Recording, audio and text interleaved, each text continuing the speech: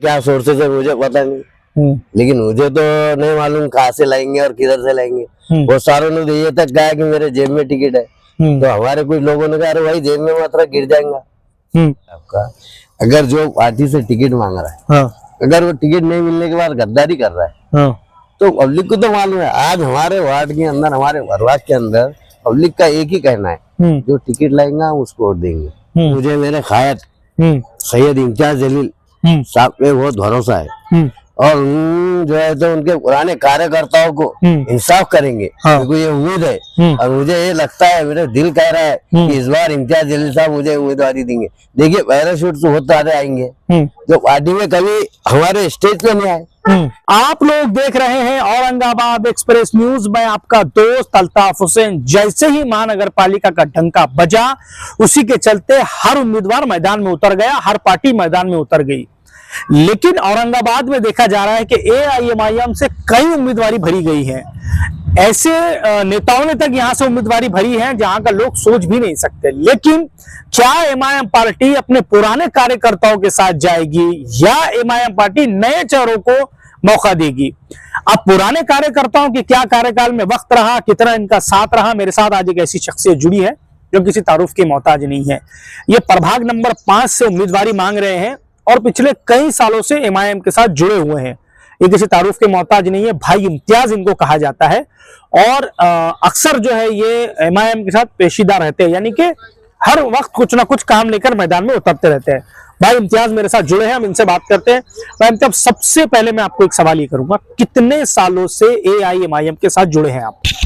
देखिए भाई, आप जानते हैं मैं जब से MIM यहाँ औरंगाबाद में आई, जब से मैं MIM से जुड़े हुआ हूँ, और मुझे आज जो है तो 14 साल हो गए। 14 साल 2012 से मैं MIM से जुड़े हुआ हूँ। 2012 से MIM से जुड़ा हूँ, और मैंने कभी MIM के साथ वफादारी की। मैंने कभी ऐसा औरंगाबाद के MIM के खिलाफ इधर उधर गया नहीं हूँ, दूसरी पार्टियों में गए नहीं MIM से, और मरते दम तक MIM में रहूंगा। अच्छा इम्तियाज भाई, एक बात पूछता हूँ आपको। लास्ट टाइम 2015 में शायद आपने भी टिकट मांगा था, लेकिन आपसे हटकर किसी और को टिकट दिया गया था, वो सीट जीती भी थी वहां से। अब मुझे एक बात ये बताइए, इस बार आप जमकर टिकट मांग रहे हैं कि भाई मुझे टिकट मिलना चाहिए 5 नंबर प्रभाग से। जी हो। इस बार किस तरीके का माहौल है? और भी लोग हैं जो टिकट मांग रहे हैं, आपको क्या लगता है MIM आपकी तरफ क्यों रुझान करेगी? देखिए, मुझे मेरे खायद सैयद इम्तियाज जलील साहब पे बहुत भरोसा है, और जो है तो उनके पुराने कार्यकर्ताओं को इंसाफ करेंगे, क्योंकि ये उम्मीद है। और मुझे ये लगता है, मेरा दिल कह रहा है कि इस बार इम्तियाज जलील साहब मुझे उम्मीदवारी देंगे। देखिए पैराशूट से बहुत सारे आएंगे जो पार्टी में कभी हमारे स्टेज पे नहीं आए, कभी हमारे प्रोग्राम में नहीं आए, कभी हमारा सदस्य नहीं है। सिर्फ एक दिन इलेक्शन में काम करने से तुम टिकट मांगने को आ जा रहे हो। अरे भाई पार्टी में आओ काम करो, मेहनत करो, फिर आओ टिकट मांगो। हम 13 साल से काम कर रहे हैं। हमने 2 खासदार में काम किए, 2 MLA में काम किए, कॉर्पोरेशन में काम किए, और हमने यहाँ तक के जितना महाराष्ट्र में इलेक्शन में, महाराष्ट्र के पूरे इंडिया में, दिल्ली गए, हम गुजरात गए, हम हैदराबाद गए, हम धुलिया गए, जहाँ इलेक्शन जहाँ पार्टी की जरूरत रही वहाँ हम जाके छोटे से कार्यकर्ता। एक मुझे बात बताइए, प्रभाग 5 से आप ओपन से उम्मीदवारी आप खुद लड़ना चाह रहे हैं या फैमिली में किसी को लड़ना चाह रहे हैं? मैं खुद लड़ना चाह रहा हूँ। आज आप खुद लड़ने का रहता था। 2015 में लेडीज OBC हुआ था। हमारे वालिद साहब जो आप जानते हैं, सरफराज खान, सभी जानते हैं, उन्होंने भी जो है मस्जिद के लिए मरते दम तक काम किया है। तो उनका ये कहना था कि मुझे लेडीज में लड़ाना है, मतलब इंतजार किया, और आज अल्लाह ने मुझे मौका दिया। आज मैं ओपन जेंट्स से लड़ना चाह रहा हूँ, और मैंने ओपन जेंट्स के फॉर्म भरा हूँ, और मुझे मेरे खासदार इम्तियाज जलील से बहुत, यानी आप सोच भी नहीं सकते कितना भरोसा है मुझे। अच्छा, और मेरे साथ इंसाफ करेंगे। अच्छा, एक चीज और मैं बोलता हूँ, जैसे कि आप नगर सेवक इतने साल नहीं रहे, 2015 से आप वहां पर काम करते रहे, बल्कि 12 से आप काम करते रहे, कोई ऐसे काम है जिसकी वजह से देखा जाए कि पार्टी आपकी तरफ देखे कि भाई नहीं, आप भाई इम्तियाज की तरफ देखना चाहिए? आप देखिए साहब, मैं आपको बताता हूँ, जब से पार्टी आई सबसे पहला यानी मध्य का वाइस प्रेसिडेंट में था। उसके बाद में 2015 हमारे 14 या 15 में 15 में कोर कमेटी बनी थी 11 जनों की। उन्होंने मुझे मध्य का सेंट्रल का अध्यक्ष बनाया था। उसके बाद फिर 1 साल के लिए दूसरे को बनाया, फिर वापस मुझे बनाया, क्योंकि उनके समझ में आया कि कोई संभाल नहीं सकता। मैं पूरे मध्य असेंबली को संभाला मैंने। आज तो 4 वार्ड है सिर्फ, समझ रहे बात को आप। मैं पूरी जब असेंबली 33 वार्ड संभाला मैंने, ये तो 4 वार्ड है मेरे लिए। मैंने 313 यादी में काम किया, ये तो मेरे हाथ से 40 यादी है। बरोबर, ये कोई बड़ा इलेक्शन नहीं है मेरे लिए।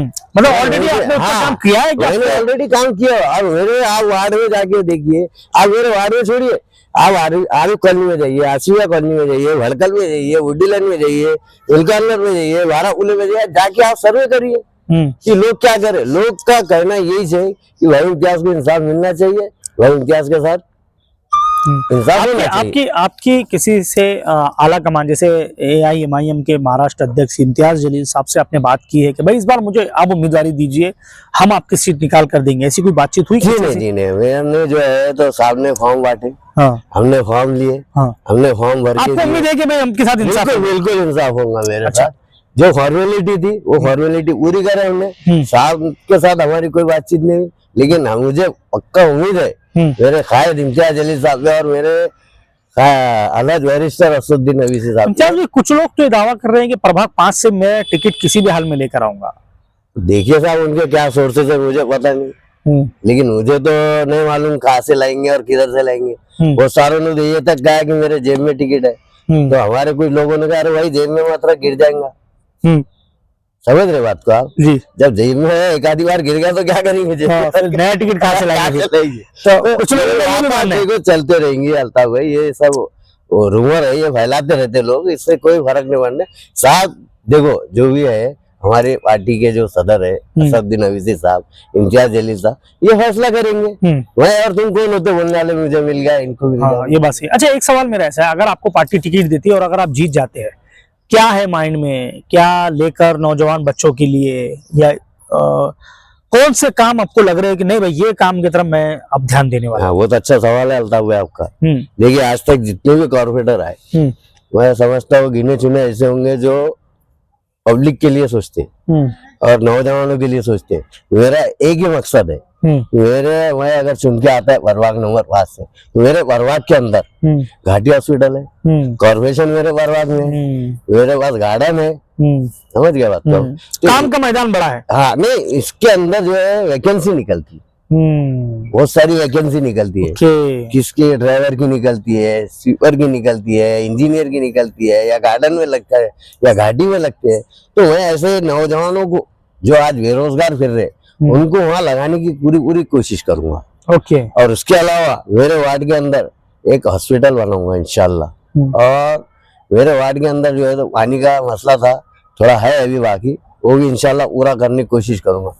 तकरीबन जो भी नौजवान है साथी है मेरे, वो बोले भाई आप एक बार सुन के आ जाइए, इंशाल्लाह हम जो काम करने वाले हैं ये बताएंगे, नहीं बोल के नहीं बताएंगे, लेकिन हम करके बताएंगे और लोगों को ये देखेंगे कि यार ये आदमी ने सही वादे तो नहीं किया लेकिन काम कर। एक आखिरी सवाल मैं आपसे करता हूँ, अगर ये हम मान ले कि आपको टिकट मिल गया, ये हम मान लेते हैं, ये आपस की बात करें, अगर आपको टिकट मिल गया, जिन लोगों को नहीं मिला वो तो वहां पर कई सालों से है, उनका अपना मकाम है, उनका अपना एक वर्चस्व है, इनको हटाते हुए यानी कि आप कैसे जनता से वोट मांगेंगे और कैसे इनका वर्चस्व को आप दबाएंगे कि भाई ये तो ऑलरेडी यहाँ पर ये लोग हैं और वो मानेंगे नहीं, वो तो इलेक्शन लड़ेंगे ही। ये तो होने ही वाला है। बहुत अच्छा सवाल है आपका।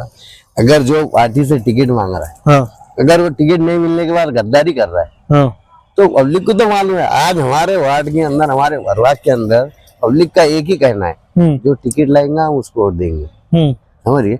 और आप जो बोल रहे तो ये अल्ताफ भाई किसका कोई वर्चस्व नहीं रहता, ये रिजल्ट देखना पड़ता है आपको। जनता किसके पीछे है? रिजल्ट आप 4 रिजल्ट बताऊंगा आपको मैं इलेक्शन के, कौन से?